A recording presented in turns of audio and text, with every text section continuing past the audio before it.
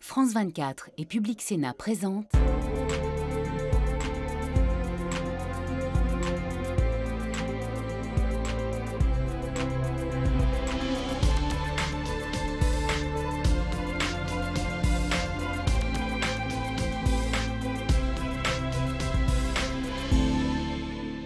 Bienvenue dans notre partie débat consacrée à l'escalade sur le front ukrainien avec pour ingrédient une offensive massive contre les forces russes, une réponse du Kremlin par une pluie de bombes et une menace nucléaire qui n'a jamais été aussi explicite.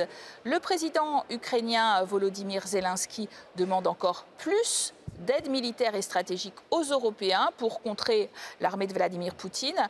L'UE, pour l'heure, dans le discours, reste ferme et solidaire. Mais chacun des 27 doit faire face à une situation économique désastreuse et à la montée de la grogne sociale. Le coût de la guerre en Ukraine est désormais une récession programmée. Le 8e paquet des sanctions contre le Kremlin a été adopté. Pas assez pour certains, trop déjà pour d'autres, au vu de la facture. L'unité des 27 commence à s'étioler sur la question de l'arrêt total des importations de gaz et de pétrole russe et de la voie de la sortie de la crise. Alors pour en débattre aujourd'hui, deux femmes, les représentantes de deux pays d'ailleurs, qui comptent pour la formation d'une majorité en Europe. Pour l'Italie, Laura Ferrara, bonjour. Vous êtes du mouvement 5 étoiles et non inscrite donc au Parlement ici. Et vous êtes désormais d'ailleurs dans l'opposition dans votre pays puisque c'est une coalition à droite toute, dirigée par Giorgia Meloni, qui va bientôt être à la tête de ce pays. Et en face de vous, une Allemande, Nicola Baer, bonjour, pour les libéraux et le groupe Renew, vice-présidente aussi du Parlement européen. On est en phase dangereuse d'escalade, on le sent bien. On entend parler maintenant de menaces nucléaires, tactiques, stratégiques. Ça reste quand même le mot nucléaire, hein. Est-ce que Poutine s'apprête à l'utiliser selon vous ? On verra. C'est clair, avec les soi-disant demandes dans les provinces de l'Ukraine, avec l'annexion, il essaye vraiment d'augmenter la tension. C'est clair que le danger, ça augmente aussi. À la fin, je ne crois pas qu'il va l'utiliser, mais on verra si, par exemple, pour Richina, il est d'accord d'au moins mettre ce danger-là d'une explosion nucléaire hors du conflit. Mais il faut être clair qu'il ne faut pas être naïf. Poutine, il est vraiment quelqu'un qui essaie d'avoir sa force à lui, qui est sous pression aussi en Russie, parce que les gens réalisent de plus en plus que c'est une guerre, que c'est dangereux pour eux, qu'ils ne peuvent pas suivre sa route. Et comme ça, il est très, très dangereux. Alors, parmi les scénarios envisagés, on évoque une possible frappe russe nucléaire sur une petite ville ukrainienne. Si c'était le cas, est-ce que nous devrions répliquer par le bouclier français, la France, seule puissance nucléaire européenne, conjointement avec le bouclier américain de l'OTAN ? Vraiment, ça serait trop dangereux, trop grave. Donc il ne faut pas répondre. À mon avis, tout d'abord, il faut essayer de ne pas arriver à que Poutine va utiliser l'arme nucléaire. C'est pour ça que mon parti politique demande vraiment de commencer à installer une négociation et suivre la vie, le parcours diplomatique de la paix, parce qu'on est vraiment dans une situation d'escalation militaire. Ça veut dire qu'on demande toujours plus des armes, plus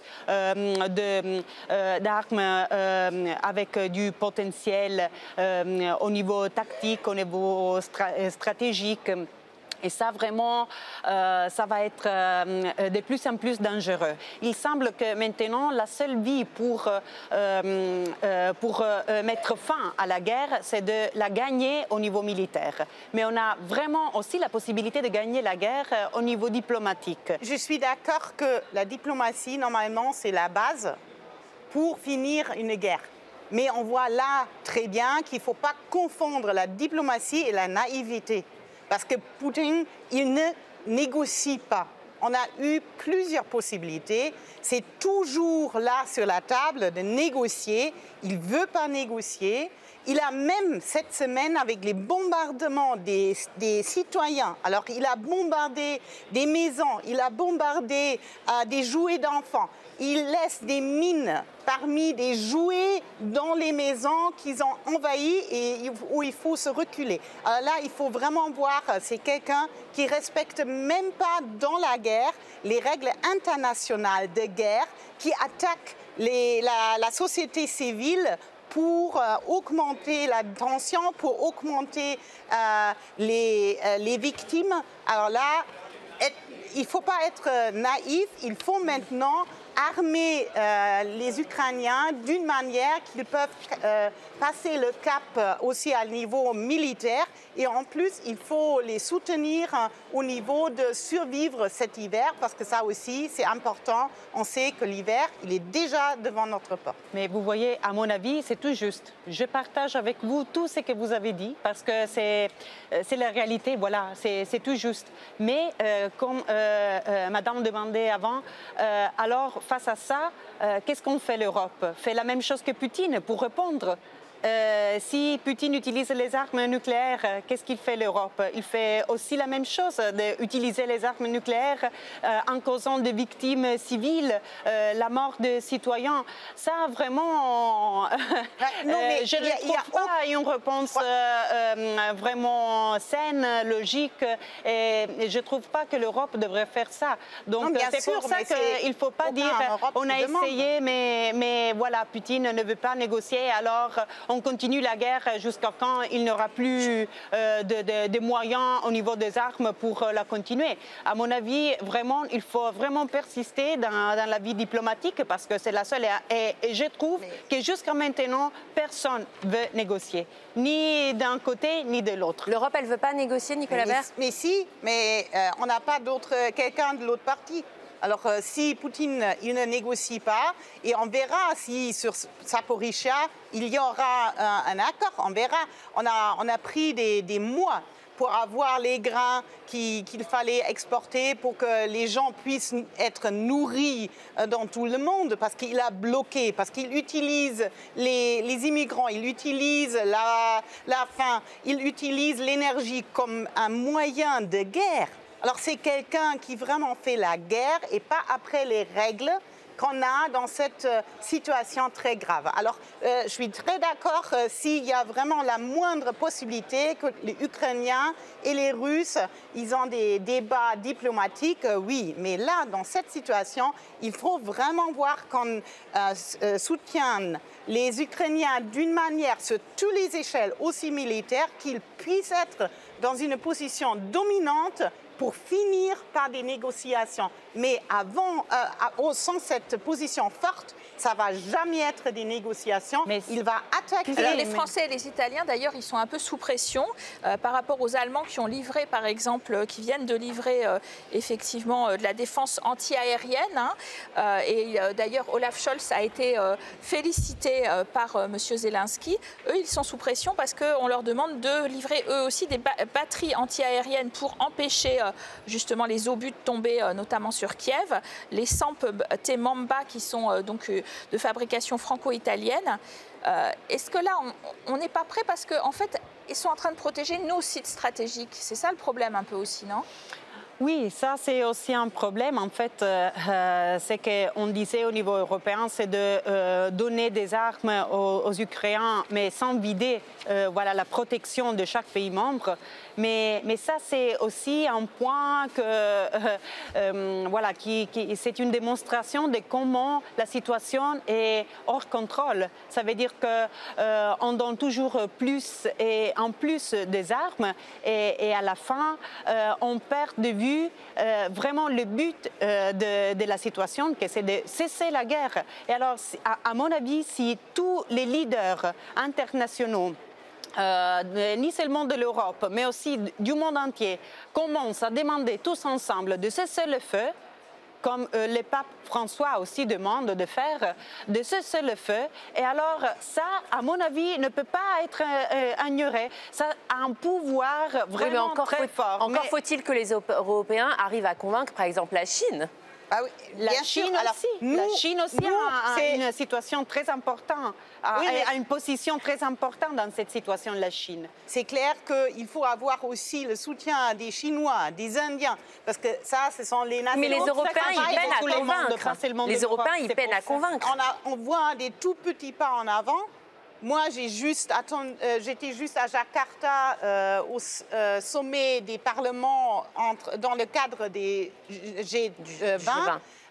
Et là, c'était vraiment de la partie des représentants russes, c'était que de désinformation. C'était vraiment juste pour convaincre d'avoir les Chinois, les autres sur leur côté. C'était pas pour cesser le feu. Ce n'était pas pour finir avec cette guerre. Il faut vraiment équiper les Ukrainiens pour qu'ils puissent se défendre. Et ce sont des systèmes avancés de défense, on parle là pour le moment. Je crois que c'est extrêmement important. Alors, on ne vous mettra pas d'accord sur la question de l'armement. Il y a un sommet européen assez décisif les 20 et 21 octobre prochains pour augmenter les sanctions en plafonnant, par exemple, le gaz et le pétrole russe. On n'est pas sûr d'ailleurs de ce que veut votre gouvernement. On parlait de Giorgia Meloni, mais elle est en coalition aussi avec Salvini pour la Ligue et qui sont en ce qui les concerne, contre des sanctions renforcées contre la Russie. Qu'est-ce que va décider l'Italie, par exemple ? Mais je trouve que la chose plus importante, à mon avis, c'est que les 27 pays membres de l'Union européenne continuent à être unis. Et donc, si l'Union européenne va décider de continuer avec les sanctions contre la Russie, j'espère que l'Italie va être pour aussi, parce que vraiment, on a vu le pouvoir et la force de l'Union européenne une fois que tous les pays membres sont dans la même position et ils ont pris tous ensemble avec rapidité la même décision. C'est vraiment un moyen très important pour l'Union européenne pour montrer notre position et pour blesser au niveau économique la Russie.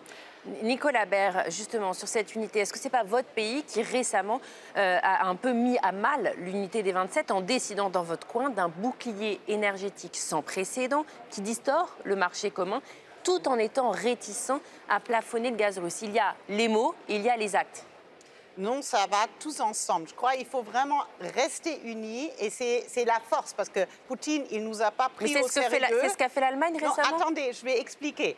Et ça aussi, c'est pour soutenir, comme dans tous les États membres, surtout les citoyens qui, pour le moment, font face à des prix énormes pour l'électricité, pour le gaz, et ce qui aussi soumine le soutien dans nos sociétés. Alors là, c'est pour baisser les prix que moi... Faire face à la crise économique. Face à la crise économique pour que aussi les entreprises ne doivent pas fermer les portes. Là, pour le moment, on utilise 25 milliards pour les entreprises, on utilise 60 milliards pour les citoyens. Alors c'est vraiment la même réponse que l'Italie, que l'Espagne et les autres ont donné. Sur la question du prix international du gaz et de l'énergie russe, il faut vraiment se mettre d'accord au niveau international parce que sinon, nous qui avons besoin de gaz par exemple, aussi délivré par d'autres nations du monde, si nous on dit ouais mais on fixe un prix et les autres ils payent plus, alors le gaz ne va pas être délivré ici en Europe mais ailleurs. Alors là, il faut jouer sur cette question à l'échelle internationale. Est-ce que vous ressentez un cavalier seul de l'Allemagne finalement sur cette question? Il a protégé ses propres citoyens. C'est un pays riche et puissant qui arrose beaucoup. Mais il y a d'autres propositions aussi. Oui. Il y a la proposition du chancelier qu'on utilise le paquet Next Generation EU. Parce qu'on a là encore 300 milliards qui ne sont pas utilisés. Mais ce qui fait l'Allemand, c'est aussi pour les autres. Je crois quand même que vous avez vexé les autres Européens. Mais c'est ça, parce que quand on parle de l'Union européenne unie, ça veut dire qu'il faut être unis pas seulement sur les sanctions contre la Russie, mais aussi sur comment gérer la situation au niveau européen pour protéger les citoyens. Et franchement, ce qu'il a fait l'Allemand n'est pas vraiment dans le parcours, voilà, de protéger l'unité de l'Union européenne. Parce que je comprends que l'Allemand est préoccupé pour ses citoyens, mais tous les pays membres sont préoccupés pour ses citoyens. Donc, c'est que nous, comme mouvement 5 étoiles, on a demandé depuis vraiment plusieurs mois et maintenant on voit que aussi des autres partis politiques au niveau européen vont demander ça à la Commission européenne, c'est de gérer la situation au niveau européen. Donc, de commencer à penser à un Energy Recovery Fund, comme a été fait après la pandémie du Covid. Donc un plan de relance, mais parce que pour faire face aux conséquences de la guerre en Ukraine. Tout le monde est protégé, pas seulement des citoyens de l'Allemagne ou des autres pays, mais tous les citoyens européens. Baisser les prix, c'est pas seulement une question de subvention et de l'argent qu'on va donner, parce que ça va encore augmenter l'inflation qui après, augmente encore une fois les prix. Baisser les prix, c'est d'abord de produire ensemble le plus possible nous-mêmes, dans toutes les formes, dans toutes les ressources de l'énergie. Baisser les prix, ça veut dire acheter ensemble, parce que là, on va avoir des prix qui sont ce que l'Allemagne n'a pas fait. Non, ça n'a rien à voir avec le plan de l'Allemand. Écoutez, c'est pas que je défends là le gouvernement allemand, parce que c'est un ministre des Verts. Là, mais maintenant, sur le sommet de cette semaine, il a proposé d'utiliser plus et plus vite, et je crois que c'est raisonnable. Alors, produire plus, acheter ensemble, puis on a le lancement des propositions aussi de freiner les prix par prendre ce qui est en plus. C'est la même Commission européenne qui a dit qu'il faut... Et là, on peut utiliser... On peut utiliser les instruments qu'on a déjà, parce que ça va beaucoup plus vite, et ça va être aussi un avantage pour nos citoyens qu'inventer de nouveaux instruments. Et on n'arrivera pas à vous mettre d'accord sur ce plateau. Merci à vous d'avoir participé à ce débat très animé. Merci à vous de nous avoir suivis sur nos 2 antennes. Et vous restez sur 2 antennes pour la suite des programmes.